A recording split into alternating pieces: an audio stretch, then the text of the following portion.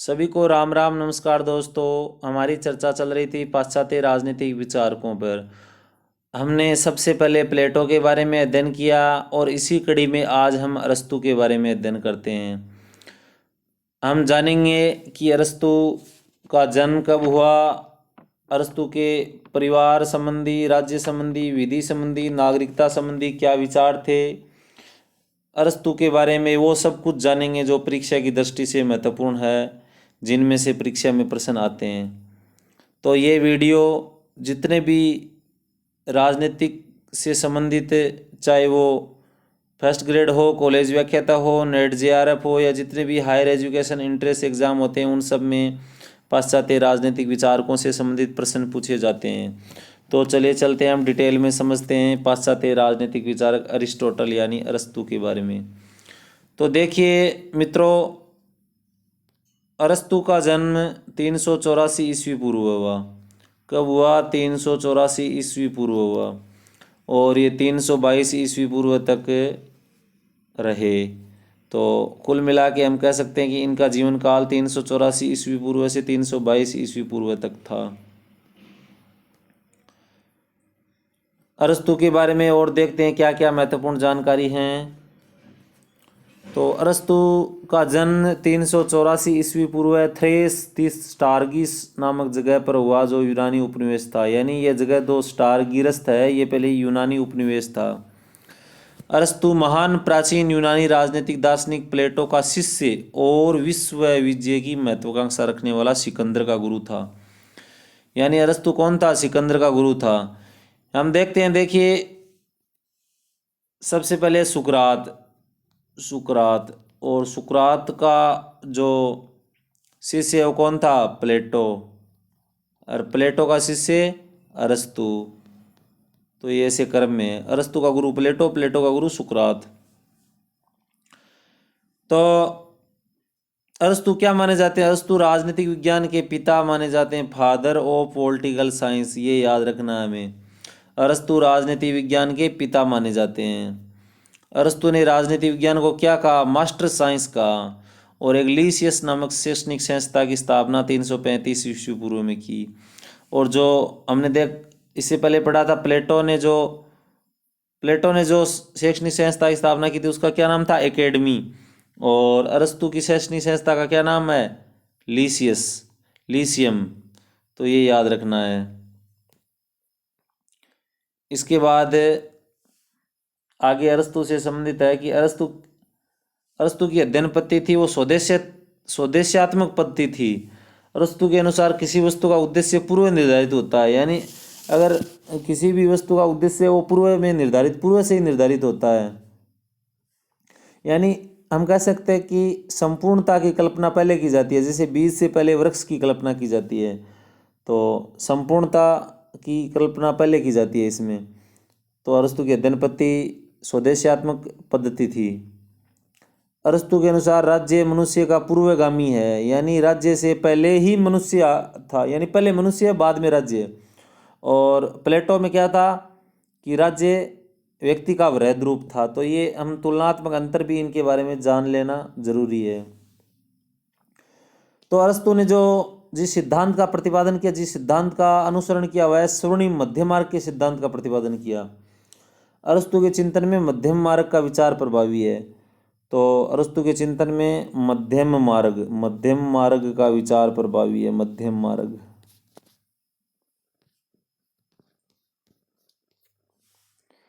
तो अरस्तु ने राज्य के बारे में क्या बताया है? अरस्तु ने राज्य के विकास का क्रम परिवार, गांव व राज्य, यानी पहले परिवार है, फिर गांव है, फिर राज्य है। और अरस्तु ने राज्य को क्या बताया? एक स्वाभाविक प्राकृतिक आंगिक संस्था बताया है। अरस्तु के अनुसार राज्य समुदायों का समुदाय है। और एक महत्वपूर्ण कोटेशन है जो काफ़ी महत्वपूर्ण है। अरस्तु ने एक बात कही कि जो व्यक्ति राज्य में नहीं रहता वो या तो देवता या पशु है।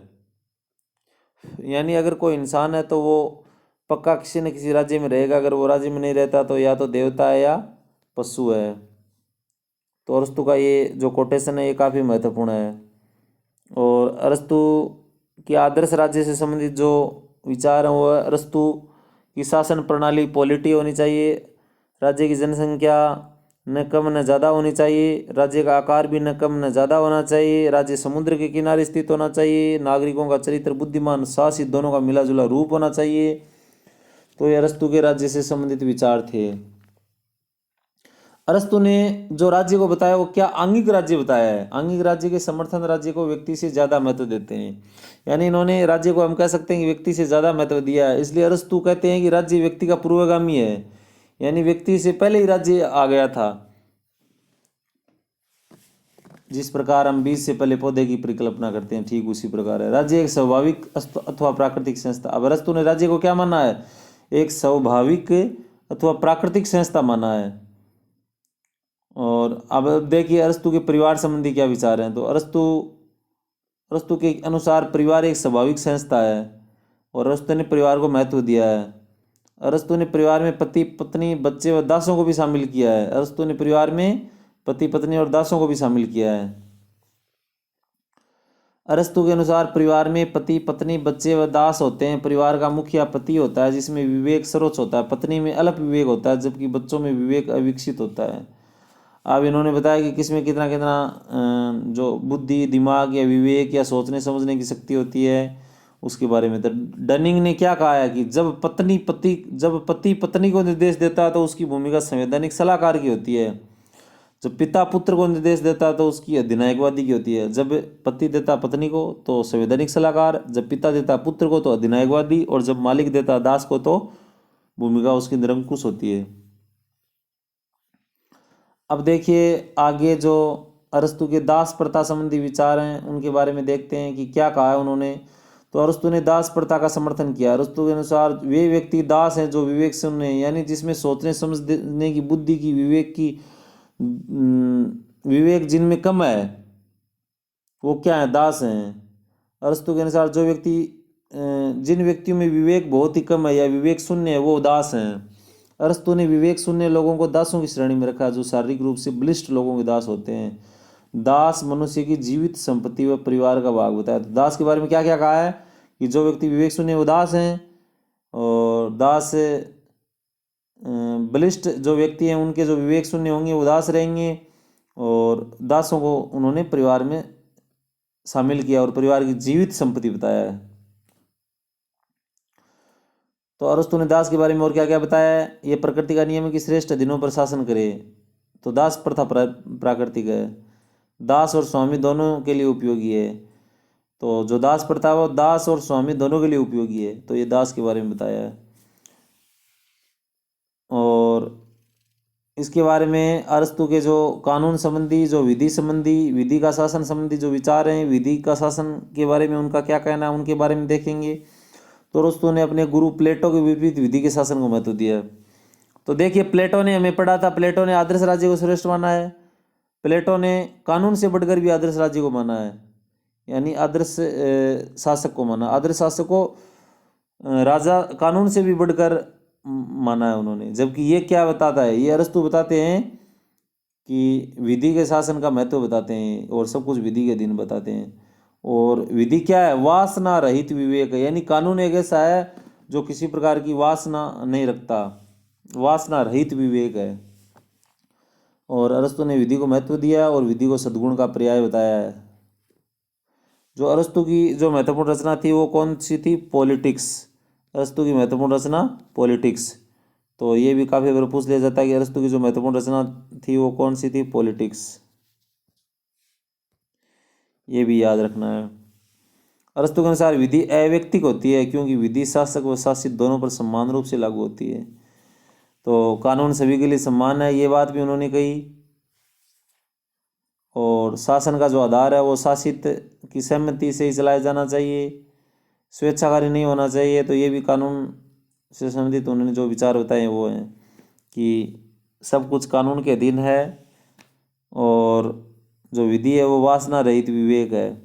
अब अरस्तु ने नागरिकता संबंधी क्या विचार दिए हैं वो देखते हैं। अरस्तु ने कहा है कि वे व्यक्ति नागरिक हैं जो शासन कार्यों में भाग लेते हैं, अपना योगदान देते हैं, यानी वही व्यक्ति नागरिक है जो शासन कार्य में भाग लेता है। तो इस प्रकार से उन्होंने महिला शिल्पी, बूढ़े, बच्चे, दास और विदेशी इनको नागरिक नहीं माना है।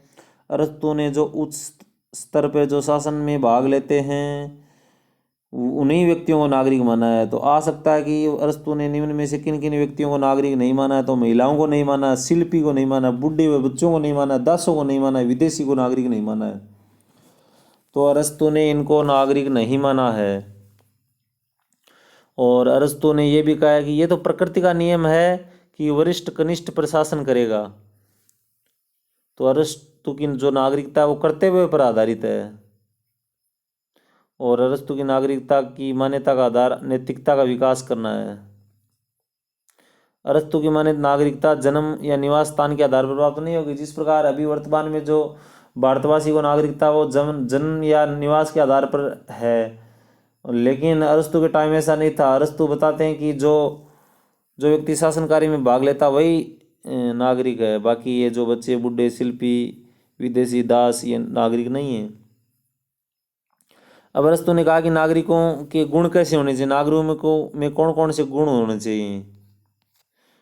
तो नागरिकों का वैसे तो कोई सामान्य गुण नहीं होता, उनके गुण विभिन्न प्रकार के होते हैं और उन गुणों में परिवर्तन भी होता रहता है। और एक अच्छे मनुष्य के गुणों का नागरिकों में होना आवश्यक भी नहीं है। एक अच्छे नागरिक में शासन करने तथा शासित होने की क्षमता होनी चाहिए। अच्छे नागरिकों में शासन भी करने और शासित होने, यानी दूसरा अपने पे शासन करे, ऐसी क्षमता भी एक व्यक्ति में होनी चाहिए। तो अरस्तु ने श्रेष्ठ एक अच्छे मनुष्य के क्या गुण बताए हैं। तो अच्छे मनुष्य में संयम, साहस और न्याय। अच्छे मनुष्य के गुण उन्होंने क्या बताए हैं? संयम, साहस और न्याय अच्छे मनुष्य के गुण बताए हैं। यानी अच्छे मनुष्य में ये गुण होने चाहिए। और अच्छे मनुष्य में शासक व नागरिक दोनों का गुण होना चाहिए।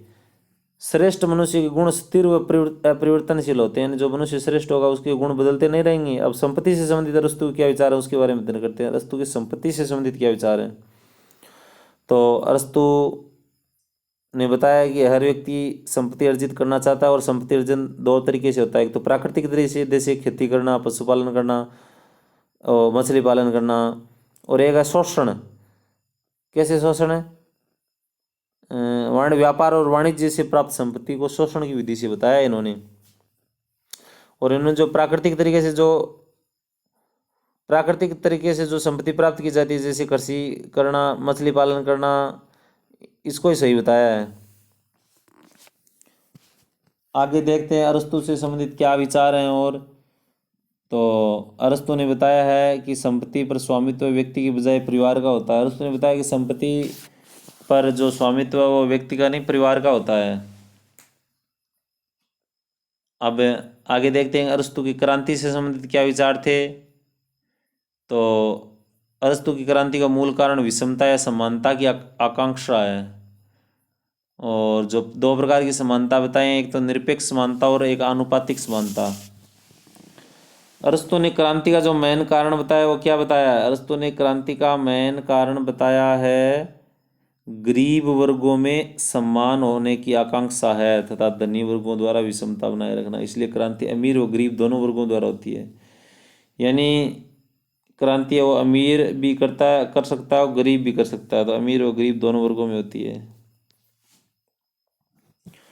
अब आगे है क्या, अरस्तु के अनुसार क्रांति के इस मूल कारण के अतिरिक्त क्रांति के अन्य कारण भी हैं। शासक की धृष्टता व लाभ की लालसा, और अगर शासन करने वाले व्यक्ति अयोग्य हो तो भी क्रांति की जा सकती है। घृणा के कारण भी क्रांति होती है, क्योंकि धनी वर्ग है वो जनता शोषकों से घृणा करती है। समाज में गरीब व धनी वर्गों में असंतुलन की क्रांति का मूल कारण है। राज्य के किसी एक भाग, अंग या आवश्यकता से अधिक शक्तिशाली हो जाता है तो भी क्रांति की जा सकती है। तो ये क्रांति के बारे में अरस्तु के विचार हैं। यानी क्रांति जब समाज में कहीं भी विषमता या असमानता की आकांक्षा होगी या समानता प्राप्त करने की आकांक्षा होगी तो वहाँ क्रांति की जा सकती है और होती है ये। अब क्रांति रोकने के उपाय क्या क्या बताएं। तो अरस्तु ने क्रांति रोकने का उपाय बताया कि मध्यम वर्ग का शासन, या जो बीच की साइज का जो वर्ग है उसका शासन होगा तो क्रांति नहीं होगी, और गरीब और अमीर में समन्वय बना रहेगा, और जनता में अपनी कानून कानून के पालन और उसके प्रति जो सम्मान की भावना को जागृत करेंगे हम तो क्रांति को रोका जा सकता है। और क्रांति के लिए जनता से व्यवहार अच्छा होना चाहिए। अब आगे देखते हैं कि और जो अरस्तु ने संविधान और शासन प्रणाली का वर्गीकरण किया है उसके बारे में देखते हैं। अरस्तु ने संविधान की निम्न विशेषता बताई: विभागों का निर्धारण और बंटवारा, सर्वोच्च सत्ता के केंद्र का निर्धारण, राज्य के उद्देश्य का उल्लेख। अब क्या बताया है? सरकार का वर्गीकरण शासन कार्य में सम्मिलित लोगों की संख्या पर निर्धारित है, यानी जितनी संख्या होगी उसी प्रकार से विभागों का बंटवारा किया जाएगा, तो ये भी बताया उन्होंने।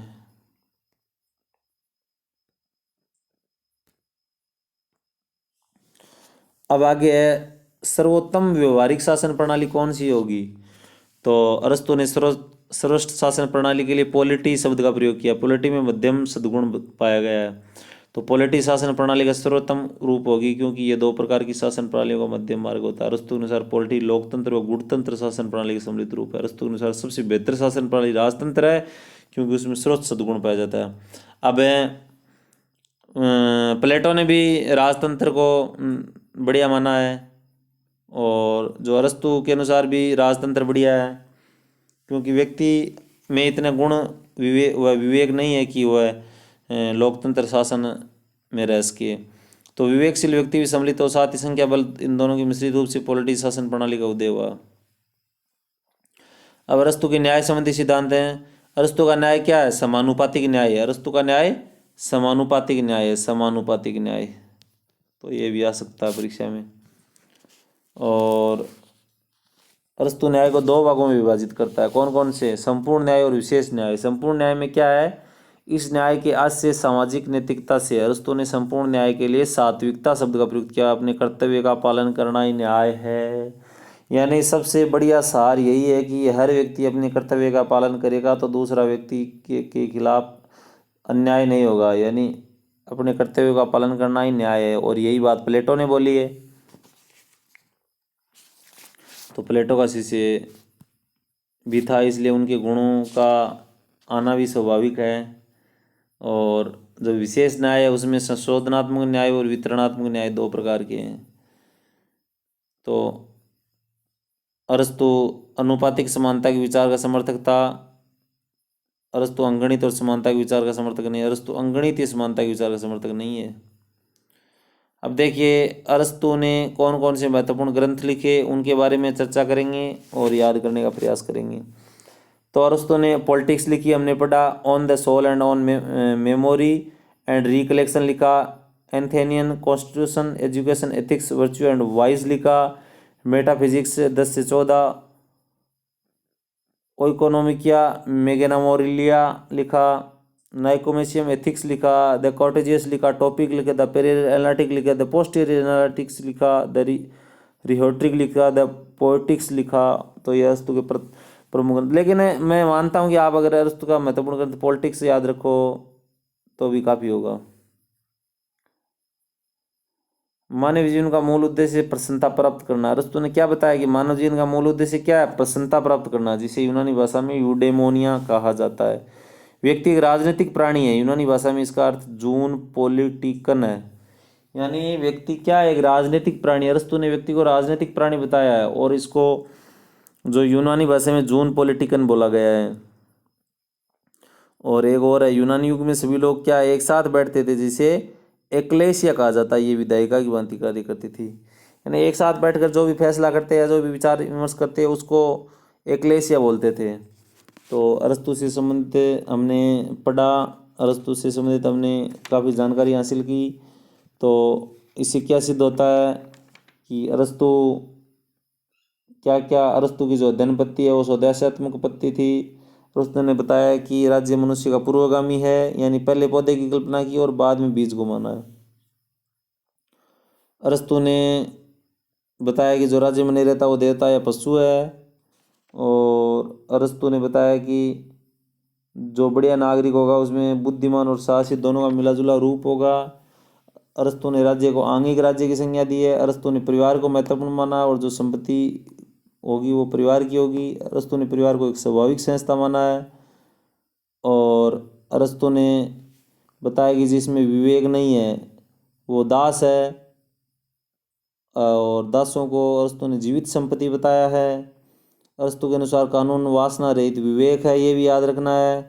अरस्तु ने महिलाओं, शिल्पी, बच्चे, बूढ़े, दासों, विदेशी को नागरिकों में शामिल नहीं किया, केवल उच्च स्तर पर शासन करने वाले व्यक्तियों को ही नागरिक माना है। तो एक अरस्तु ने एक श्रेष्ठ मनुष्य के गुण भी बताए हैं। श्रेष्ठ मनुष्य के गुण क्या है? संयम और साहस एवं न्याय, और ये गुण शासक व नागरिक दोनों में होने चाहिए। और जो श्रेष्ठ मनुष्य के गुण है वो स्थिर व अपरिवर्तनशील होते हैं। जो संयम, साहस व न्याय ऐसे जो गुण हैं वो बदलते नहीं हैं, अपरिवर्तनशील रहते हैं। संपत्ति दो प्रकार से बताइए। एक प्राकृतिक शोषण है, जो प्राकृतिक संपत्ति को उन्होंने उचित माना है क्योंकि उसमें आदमी मेहनत करके, मजदूरी करके अपनी कमाई करता है, वो किसी छल कपट व धोखे का काम नहीं करता है, कोई किसी का शोषण नहीं करता है। तो आगे अरस्तु की क्रांति संबंधी विचार हैं। क्रांति क्यों होती है? जब विषमता होती है समाज में तो क्रांति होती है। तो अगर शासक उचित नहीं है, वो योग्य नहीं है, जनता से घृणा करता है, शासकों में धृष्टता व लाभ की लालसा है, तो भी क्रांति की जा सकती है। क्रांति को उन्होंने स्वाभाविक माना है। क्रांति रोकने का उपाय उन्होंने बताया कि मध्यम वर्ग का शासन होगा तो क्रांति होने की संभावना बहुत कम होगी। आगे है शासन प्रणाली का उन्होंने वर्गीकरण किया है। शासन प्रणाली के वर्गीकरण में उन्हें जो एक व्यक्ति का शासन है उसको राजतंत्र बताया है शुद्ध रूप में, और जो कुछ लोगों का शासन होगा उसको कुलीन तंत्र बताया है। संवैधानिक शासन तंत्र को बहुमत का शासन या लोकतंत्र बताया है। और जो शासन प्रणाली का जो भ्रष्ट रूप है उसमें भी तीन तरीके बताए। एक निरंकुश तंत्र बताया, एक गुटतंत्र बताया, धनिक तंत्र, और एक बताया लोकतंत्र। लोकतंत्र को इन्होंने भ्रष्ट शासन माना है। तो अगर एक व्यक्ति का शासन है तो राजतंत्र श्रेष्ठ होगा, कुछ लोगों का शासन है तो कुलीन तंत्र श्रेष्ठ होगा, और जो जनता का शासन होगा उसमें संवैधानिक शासन तंत्र सर्वश्रेष्ठ होगा। और पॉलिटिक्स अरस्तु की महत्वपूर्ण ग्रंथ है, ये हमने पढ़ लिया। और व्यक्ति राजनीतिक प्राणी है, ये बात अरस्तु ने कही, और इसको यूनानी भाषा में जून पॉलिटिकन कहा जाता है।